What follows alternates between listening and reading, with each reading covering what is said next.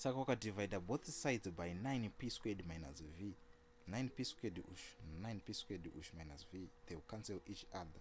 Saka uchasara una x squared wakuchiti r equal to a over 9p squared minus v. Kuti uchisarwe na x, remember kuti panapa wane a power which is 2. Kuti ubvise power 2 tatu unobva wati square root kunoko. Rimwe side futi obvaisa futi square root. Saka x wako achasara ari the square root of a over 9p squared minus v.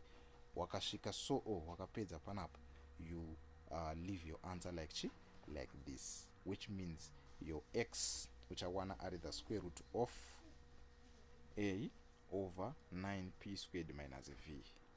Then tochienda ku part b, kuti uchifind out the value of x per b, once find the value of x when a is equal to 4, then p wako ndi 1 over 3, then v wako ndi -8.